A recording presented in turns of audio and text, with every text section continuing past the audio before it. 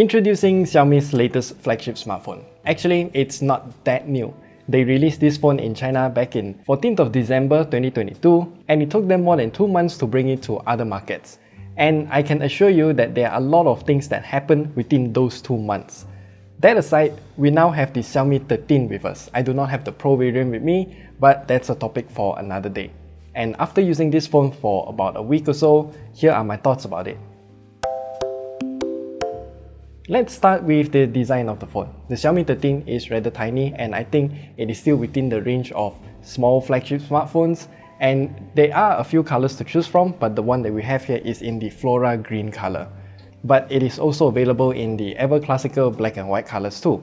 Unfortunately though, the back of this phone is covered by what Xiaomi describes to be a 2.5D glass, and it is also using a glossy finish. I would have preferred a matte finish honestly, but what can we do? Since it is using a 2.5D glass, it is slightly curved inwards into the frame of the phone at the sides, and that makes this phone so much better to hold compared to some other phones. But this kind of curvature also adds a bit of thickness to the phone. Now, to get a frame of reference, I'm also going to compare the size of this phone with the Galaxy S23. The Xiaomi 13 is slightly bigger in all dimensions and also a tad bit thicker, but not by much. It is also here that we can see the super big camera cutout too. That big square houses all of the cameras inside. And that means it is time for us to talk about the cameras. Powered by Leica's Summicron lens and also the color profiles by Leica, we set out to take a lot of random shots everywhere. Do take note that the camera's focus lengths are very weird, so we have the usual 1.0 times zoom for the main camera, and then 0.6 times for the ultra-wide angle camera, but 3.2 times for the real telephoto camera, which I think is a bit weird that they chose a 3.2 instead of 3 times the main camera. We also had to add the watermark there because it was a request by Xiaomi Malaysia, and I'm still gonna add my own label clarifying which camera was used to take all of these pictures anyway. Now, all of the pictures shown here are taken by Leica's vibrant color profile, and I think it generally looks okay. The colors are still a tad bit muted for my liking, even though it is in the vibrant color profile, but that's my personal preference. I do, however, like the Leica authentic color profile a lot more. The dynamic range is a lot better in particularly these two pictures, because number one, I can actually see the background, and number two, the colors aren't as oversaturated to the point where all the details are gone. Then comes the night shots. I think they generally look okay, though the telephoto camera though is causing me some issues. The telephoto camera has focus seeking issue. The focus is confused and it can't make up its mind on where to focus, hence unnecessarily wasting a lot more time. To me, this feels frustrating to use, but I think it could be improved in a future software update. Also, one thing I want to nitpick about is the placement of the ultra-wide angle camera. Because it is placed around the middle part of this phone here, if I want to hold the phone like this to take an ultra-wide angle picture, then my finger will always be in the shot. So remember to hold it on the edges if you want to take an ultra-wide angle picture. The videography part I think is rather interesting. The Xiaomi 13 can capture up to 8K 24fps or 4K 60fps, and we went for the latter option. The overall colors and everything else looks good even when I'm whipping the phone around, and it doesn't look that dizzying. However, even during broad daylight, I just want you to focus on the Volvo logo. There are a lot of OIS artifacts and they are very apparent and also very distracting. There are two more stabilization modes that we can select from. So we have the steady video that boosts the stabilization but locks down to 1080p 30fps at most, and as you can see here, we still get a lot of stabilization artifacts.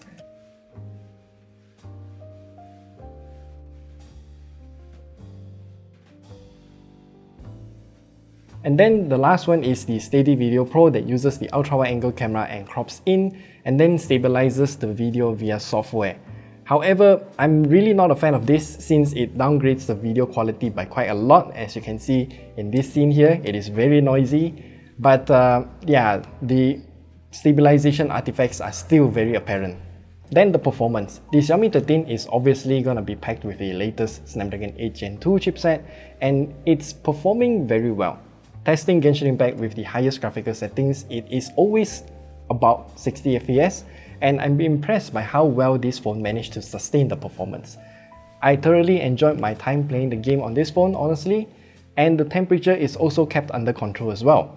Even after playing the game for about an hour or so, the temperature is always below 43 degrees Celsius in an air-conditioned room of 27 degrees Celsius. Now, the screen. The Xiaomi 13 uses a 6.36-inch AMOLED screen with a resolution of 2400 by 1080 pixels and a maximum refresh rate of 120Hz. It also has a screen protector pre-installed, so that's good. The color accuracy of this display though, it covers 97.81% of sRGB and 90.2% of DCI-P3 color gamuts while having a very low delta E number of below 1. It's not the best, but it is one of the best displays that I've tested so far. The brightness is also surprisingly fantastic. Now this time I did things a bit differently. The brightness, I manually turn it up to the maximum and we get about 500 nits only. But when I turn back on the auto brightness and then use our studio lights to directly shine on the phone sensors, the screen brightness goes up to 1200 nits. That is super bright and you'll be fine using this phone outdoors.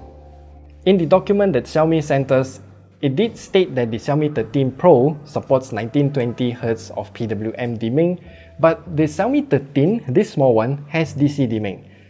Personally, I don't see a reason to go 1920Hz of PWM dimming, especially if you are already sensitive to PWM dimming. Then it doesn't matter how fast you flicker the display, DC dimming will be a lot better for your experience. So if you want to enable DC dimming, head into the settings menu and find something that says anti-flicker or something like that, turn it on and then you will get DC dimming.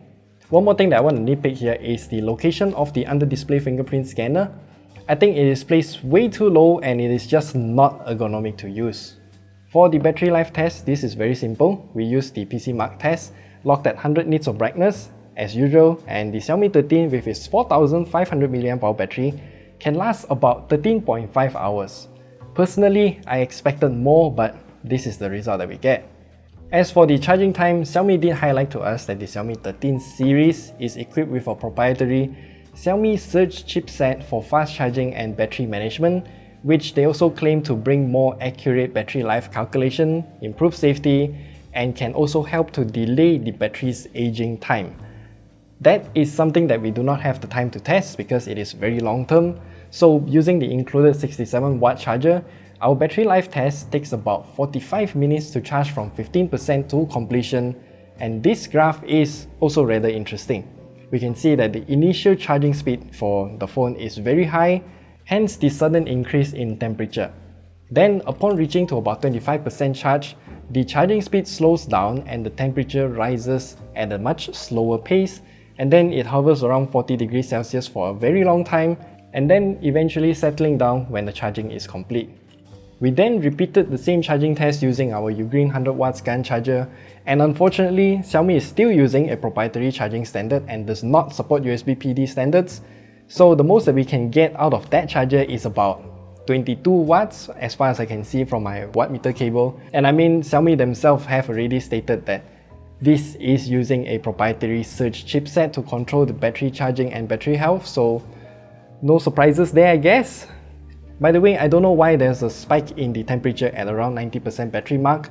I redid the twice and I got the same result. Let's move on to the software. The Xiaomi 13 is currently using MIUI 14 and honestly, kinda looks and feels more or less the same as before. The settings menu is the same mess as before as well, but I did notice one big improvement. Now, if we install something from the Google Play Store, it does not have the scanner pop up every single time that we install something. This is a big user experience improvement over the MIUI 13 honestly, but if you still want to sideload your APKs, then yes, the scanner will still appear, which make more sense than before. If I remember correctly, the Xiaomi 13 series will also get 4 generations of MIUI upgrades and 5 years of security patches. The keyword here is MIUI upgrades, not Android OS upgrades, because Xiaomi always push new MIUI upgrades without actually upgrading your Android OS version. Yes, there are a lot of older Xiaomi phones that are using the latest MIUI version but at the previous version of Android OS. So yeah, I guess they're independent that way. Finally, a few more things to mention. The Xiaomi 13 still uses a USB 2.0 port at the bottom of the phone, which makes copying files in and out super slow. A gigabyte shouldn't take a minute, it should only take a few seconds. And finally, the Xiaomi 13 has IP68 rating, which is excellent. So in conclusion, the Xiaomi 13, I'll say that it is a rather weird phone overall. There are some things that are done very well, some are not. For example, the phone's design, the overall shape makes it so nice to hold, but the camera certainly needs a bit more tweaking to make it better. MIUI 14 to me is a tiny incremental upgrade because they did remove one of the most annoying features. The performance of this phone is amazing, but the battery life is not as good as I'd expect when comparing it with another small flagship smartphone.